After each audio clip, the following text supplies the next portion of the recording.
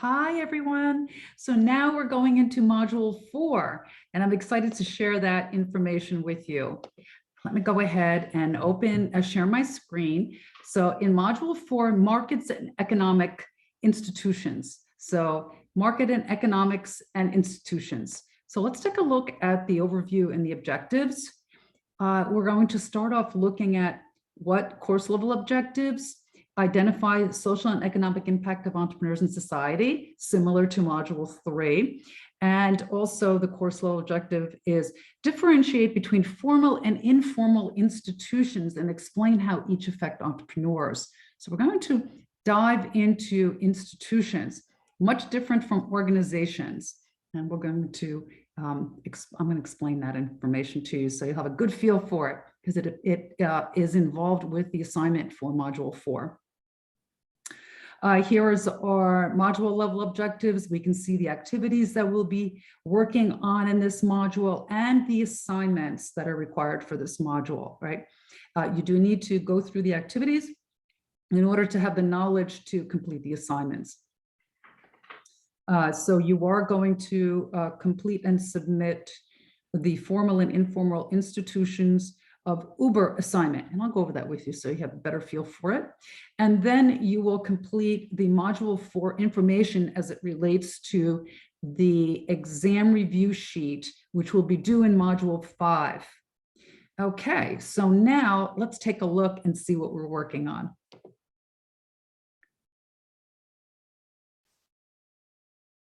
Okay, so now module 4, we have 2 different sections that we're working on here: markets and institutions.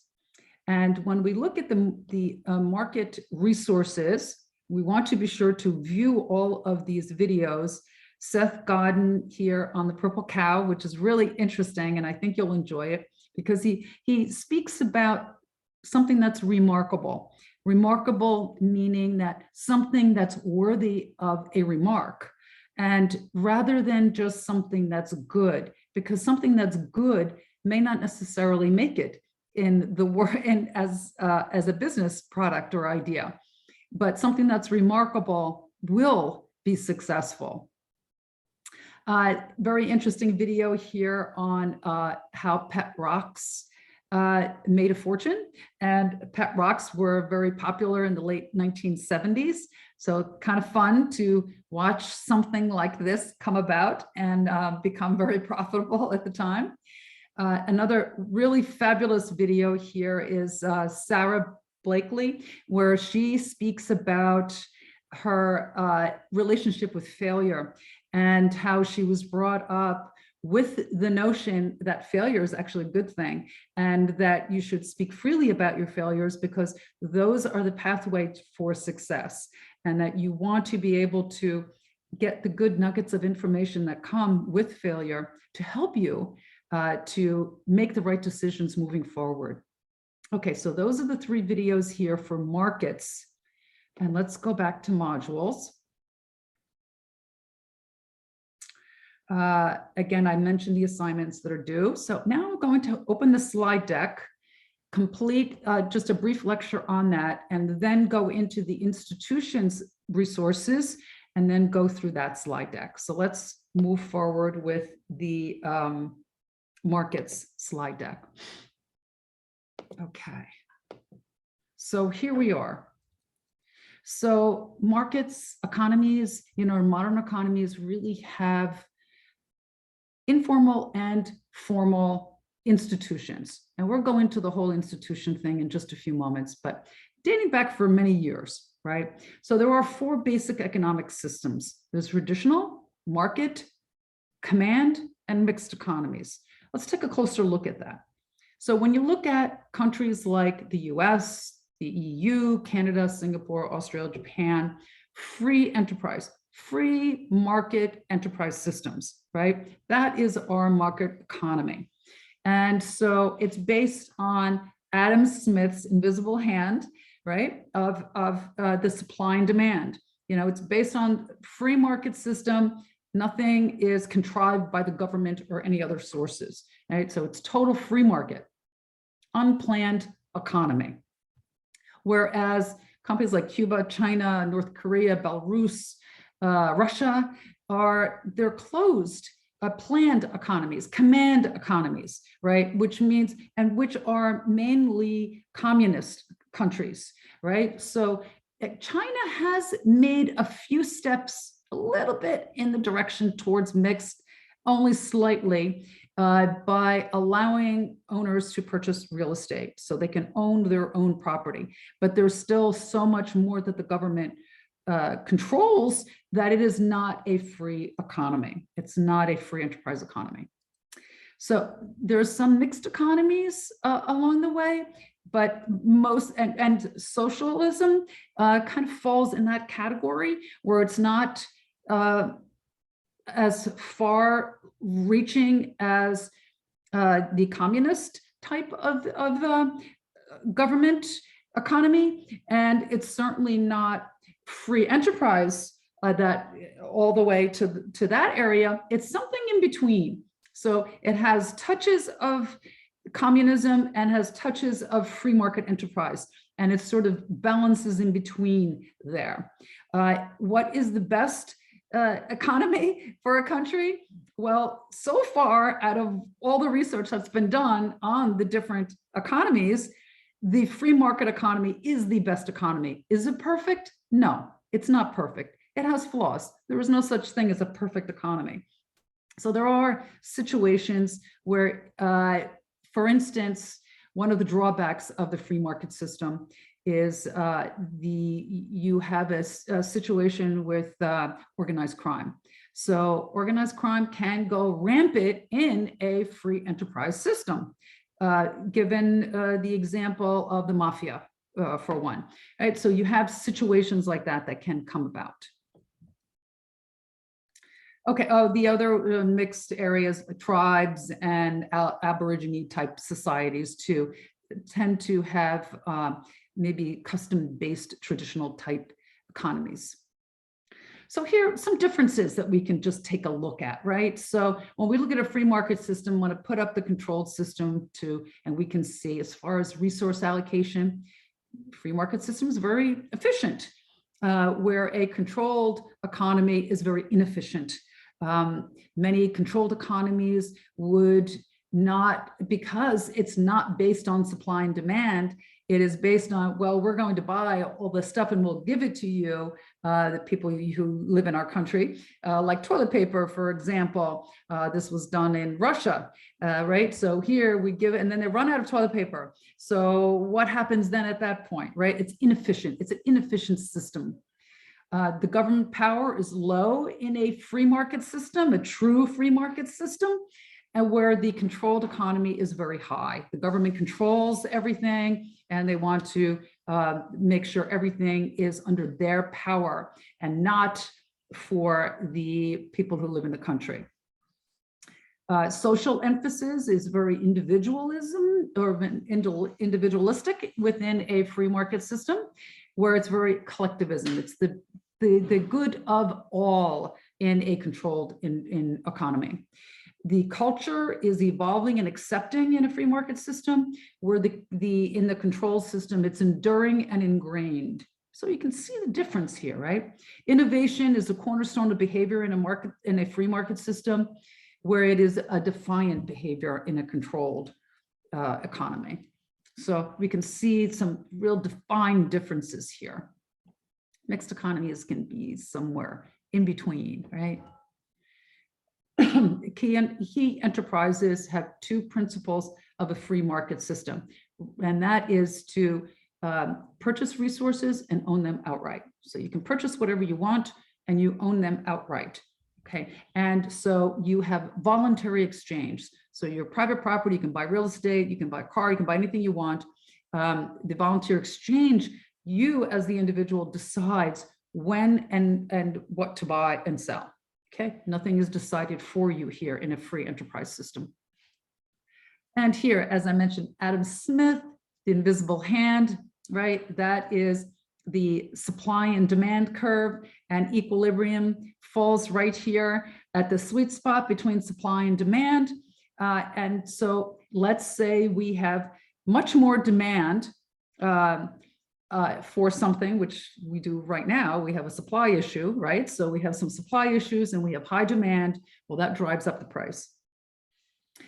Whereas if we have more companies coming into, let's say, the TV space, making flat screen TVs, more companies coming in there, and there are a lot of companies in that space, it drives down the price because there's so much supply and not as much demand for those televisions. So the price is constantly coming down on those TVs. Part of that equation also incorporates technology. So new technology comes out, so the old technology is surpassed by the new technology. And so that is a continuous progress there. Okay, so let's look at profit, right? So profit, we have revenue that comes in. We have some costs, maybe cost of goods, but we have costs involved, and then we wind up with a profit, right? So that's what's left over after we pay the costs involved from the revenue we receive. In a free market system, that helps us to create value, right? It's a proxy for creating value. Competition ultimately drives down the profit, as I mentioned with the TVs, right? And so the purple cow thing, let us know what you think about the purple cow. I think it was an interesting story. Here, the rational actor. Now, this is part of classical economic theory, right? The rational actor is individual who acts in their own self-interest. Decisions are free from emotional influence. They're just very logical decisions that are made. Decisions made is perfect. Decision-making is perfect in the long run. So maybe you may make mistakes in the beginning, but in the long run, decision-making turns out to be correct. And optimal decision-making alone would also be made in the group. So it's the same. It's optimal decision-making, whether you're making it by yourself or you're making it with a group. Now, you might look at them and say, oh, not so sure about that. It's really, research has dictated that this is incorrect, that the rational actor is not correct. Okay, so, and as a matter of fact, it's the irrational actor that we want to work and look at. And so let's take this example, for instance. Here is The Economist magazine, and they're selling their magazine. They have 3 different types of subscriptions. Okay, so which one of the 3 would you buy? Okay, take a look at it and decide. This is an online subscription for $59. It includes all the old online versions back from all the way down to 1997. We have just the print subscription, that's $125. Print only, 1-year subscription. These are all 1-year subscriptions. Okay, so then the third one is print and web subscription for the same price as the print subscription, $125. Which would you buy? Well, some may say, well, you know, I'm good with just the $59 because I don't really like hard copy. I can just read everything off my computer. That's fine. Some old school people, I like that hard copy. It's fun to read something and give my eyeballs a rest from the computer. So I like the hard copy subscription. But boy, it's kind of nice to be able to get that website, that web subscription too. If I want to go back and look, I can get it, not just get my 1-year subscription. I can go back and look at previous issues. And then I still have the web-based if I do want to access it on my computer for the same price. So why wouldn't you so why would you offer this? Why would it even be there as a consideration? No one buys it. All right, so this is true. This economists actually did this example just to see what would happen. So they put it in, 16% purchased the $59 online subscription. No one purchased the prints, but 84% did the print and web together. And that's pretty substantial. So why even bother? Why not just get rid of it? No one's buying it, so get rid of it. Well, let's see. They tried that without it. And here's what happened. 32% purchased the subscription only version, or less, 68% purchased the combination. So now you can see the difference here. They made less money by not including this option that no one purchased. So what happened was, in this scenario, the Economist made $115 per customer. In this scenario, they only made $104 per customer.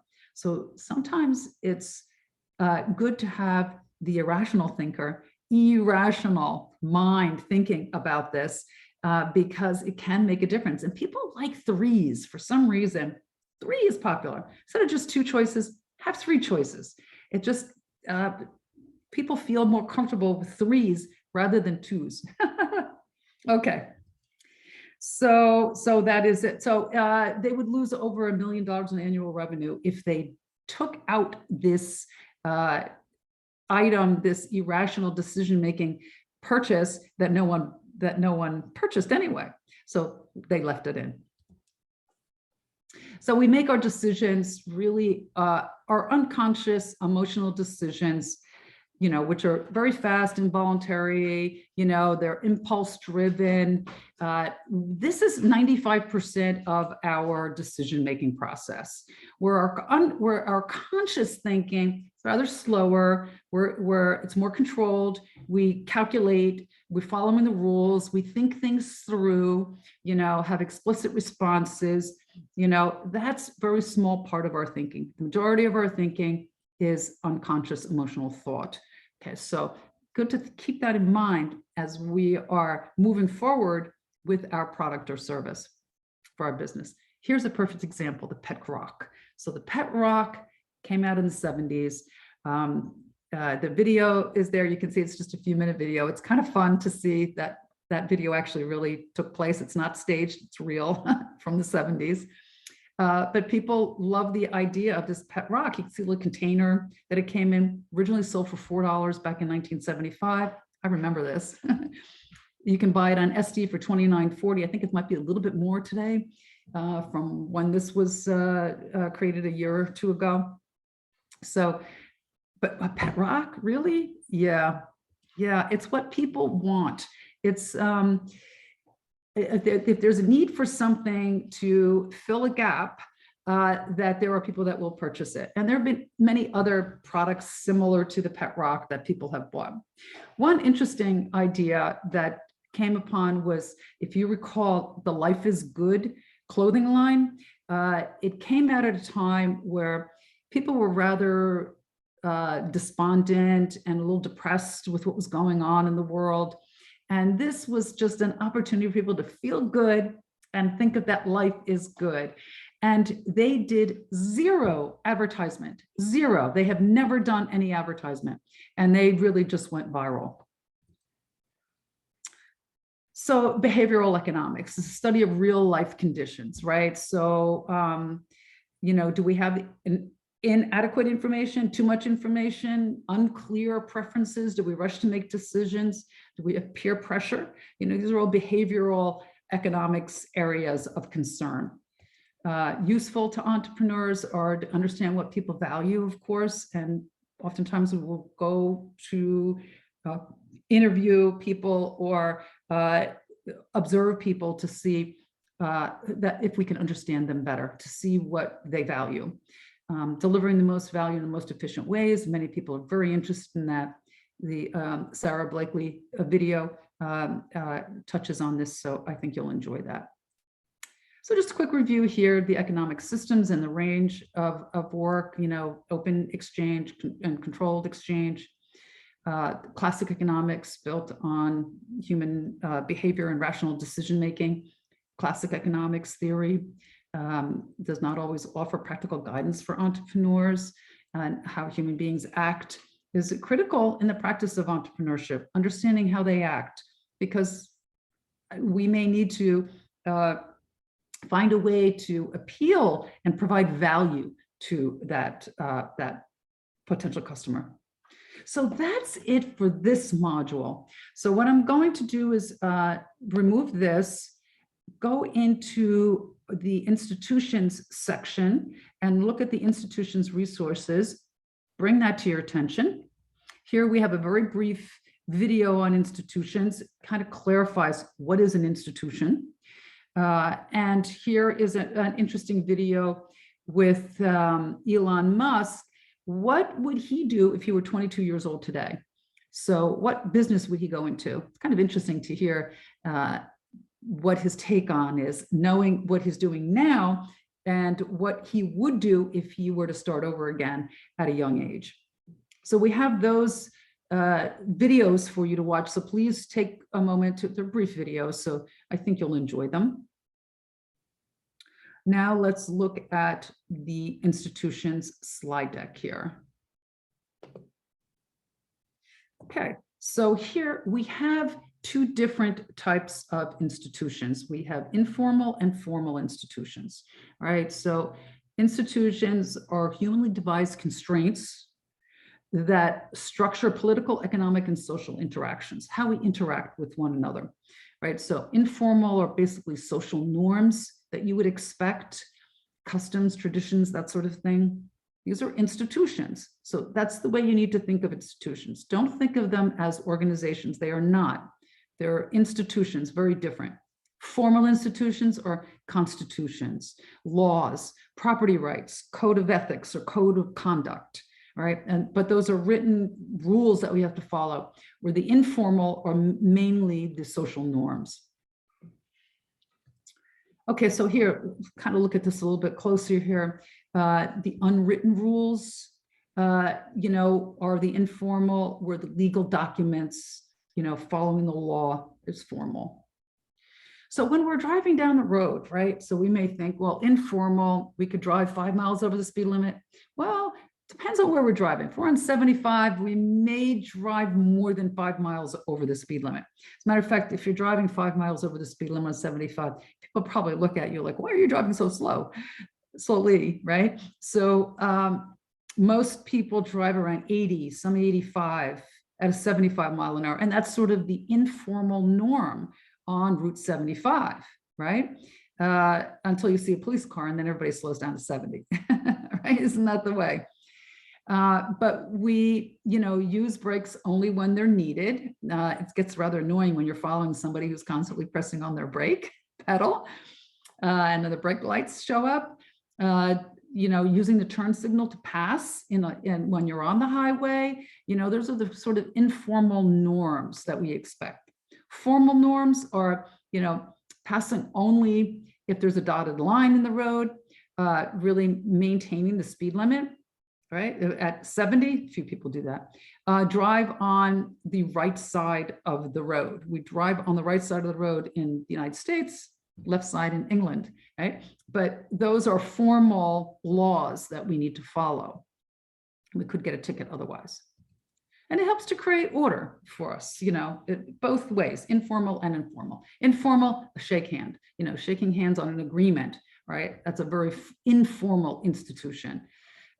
Whereas here, again, informal institutions, but the elevator, we get on an elevator, if two people waiting on an elevator, we'll get on and they'll wait for the next elevator to go on because they don't want to go on with a stranger, right? Or when they do go on an elevator with a stranger, most people don't speak. They just look at the door. They're very quiet. They face the door. But I tend to talk in elevators just because I want to be different, right? But here, another example is when we're walking, right? There's sort of like rules that we follow, these unwritten rules that we follow. We tend to stay to the right. We move around and make way for each other, right? And further on, institutions with social life, right? So we, using our cell phones, our smartphones really can impact our social interactions. And let's take a look at this. The average iPhone user unlocks their phone 80 times per day, or roughly once every 12 minutes. Ooh, that's scary, right? So that's not necessarily a good thing, right? We need to take a look at that. All right, repetition suppression. Let's take a look at this. This is a toddler. Hey, Siri. I can relate to this because my husband had my grandchildren, my 3-year-old grandchild, on his iPhone. Hey, Siri, does how many Paw Patrol pups does it take to build a tower, right? or is there a Santa Claus? Are there reindeer? That sort of thing. Uh-oh, let's take that cell phone away, right? But this is how we have evolved, right, over time. The status quo bias, we have informal institutions can be long lasting and hard to change. So if we're in a, we prefer human companionship. So we like that rather than being alone. Hey, what is she doing? She's hailing a cab. So, institutions can change. So here, this was very commonplace, hailing a cab as an institution, right? Where now, what are we doing? Now we call Uber or Lyft, right? So it's a very different type of institutional change that has occurred, a bit of a paradigm shift, right? And so be very careful when you do your Uber assignment now, because we're not looking at organizations, we're not looking at the taxi industry, because that is not an institution, right? So be clear about what is an institution and do not include information on organizations or industries. Ride sharing is that example that has changed hail cabbing, right? So now this is a new institution. Also, another new institution is Airbnb. In the past, no one would stay at a stranger's house, right? But now people do stay at strangers' houses in Airbnb. A new institution has formed. Okay, so we want to take a look at that. Challenging the default, right? So here, Sarah Bradley has done that with her in video. What was the most important lesson learned from that video? For me, it was certainly, embracing failure, actually looking at it and looking closely at it and, picking out the good things that came from the failure. Because when something seems to go wrong, there's always something good that comes from it. And so that is the beauty of failure, where I don't even like the term. It shouldn't even be called failure. It should just be called opportunity. Somehow it's an opportunity. Curiosity. So we want to be curious and ponder the default, that a default exists in the first place, right? Originality, nonconformists move the world, right? So, okay. Now, formal institutions, we have our US Constitution, which is a formal institution, political institution for our country. We have employment and labor law. Those are economic institutions. We have, let's say here at FGCU, we have the no smoking university rule. That is an institution also. It's a social institution that governs the rule of non-smoking. Okay, so we have many formal institutions. Changing formal institutions is another one that changes. Kickstarter, Indiegogo, for microloans or getting money to start a company. So there are ways and institutions change and they move and they reshape, okay? What has become either formal or informal over time. Okay, so here, formal institutions, this is formally giving you money in exchange for something in return. Okay, so here, just kind of a nice fostering the formal and informal institutions as an entrepreneur. Go ahead, I'm not going to read this to you. You can take a look at this at your own leisure. And there are things that hinder entrepreneurship as well as it relates to institutions. Corruption, overbearing, complex regulations, certainly those rules can, where there's too much regulation, can stop entrepreneurship and stop innovation and growth. Inconsistent enforcement of regulations, insufficient banking systems. So these are all problem areas. The first video is a good one that helps you understand the institutions a little bit better as well.